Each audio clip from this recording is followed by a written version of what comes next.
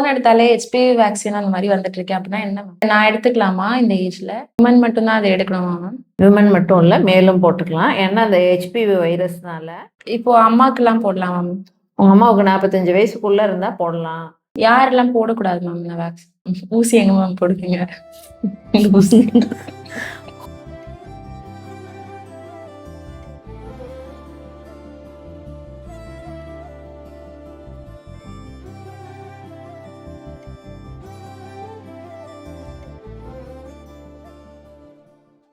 Hi ma'am.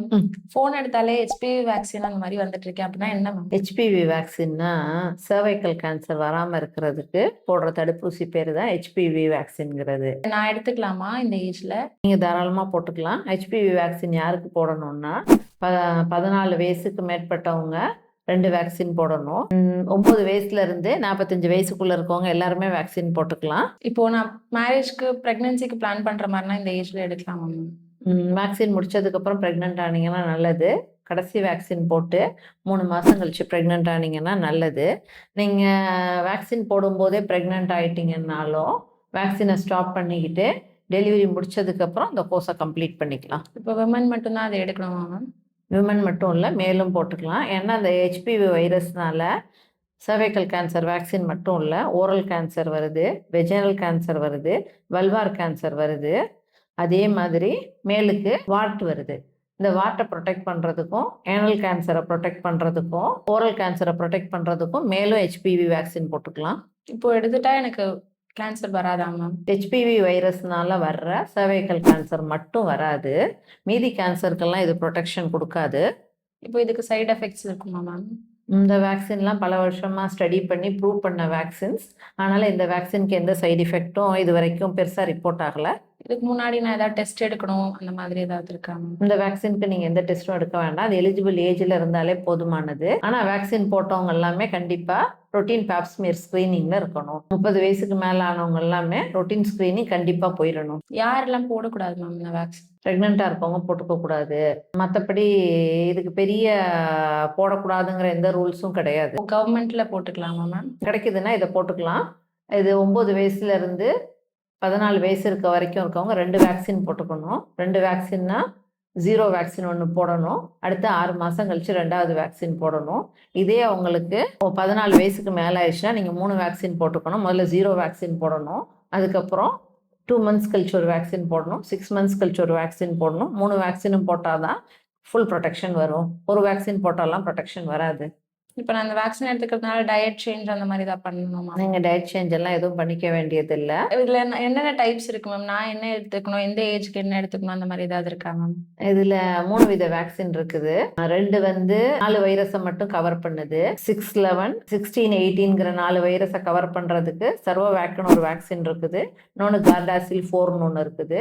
இந்த சர்வோவேக்குங்கிறது இந்தியாவிலேயே produce பண்ணுற வேக்சின்.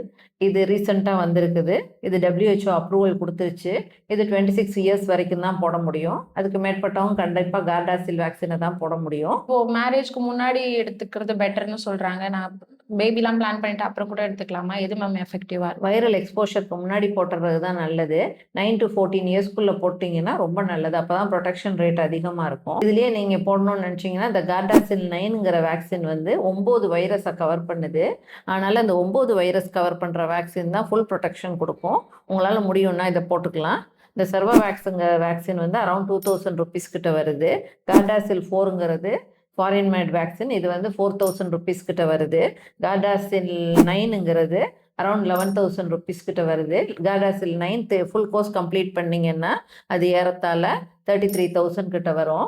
33,000 பார்த்தீங்கன்னா அது ஒரு பெரிய காசு மாதிரி தெரியும். ஆனால் ஒரு கேன்சர்லேருந்து நம்மளுக்கு ப்ரொடெக்ஷன் கொடுக்குதுன்னா அதோட பெரிய விஷயம் எதுவும் இல்லைல்ல. இப்போ மற்ற மெடிக்கல் கண்டிஷன் ஏதாவது மாத்திரை எடுத்துட்டு இருக்காங்க அப்படின்னா போடலாமா மேம் இந்த வேக்சின்? எந்த மெடிக்கல் கண்டிஷன் மருந்து எடுக்கிறவங்களும் பெரிய சிவியர் டிசீஸ் எதுவும் இல்லைன்னா இந்த வேக்சின் போட்டுக்கலாம். இந்த மாதிரி இருக்கவங்களாம் அவங்க டாக்டர்கிட்ட தெளிவாக கன்சல்ட் பண்ணிக்கிட்டு போட்டுக்கலாம். உங்களுக்கு எதுவும் பிரச்சனைகள் இருக்குது என்ன இருந்தாலும் நீங்கள் தெளிவாக டாக்டர்கிட்ட டிஸ்க்ளோஸ் பண்ணி அவங்க போட்டுக்கலான்னு சொன்னாங்கன்னா போட்டுக்கலாம். மேம் இதில் ஒரு கோர்ஸ் முடிச்சிட்டா போதுமா இல்லை திரும்ப கண்டினியூ பண்ணணும் அந்த மாதிரி ஏதாவது இருக்கா?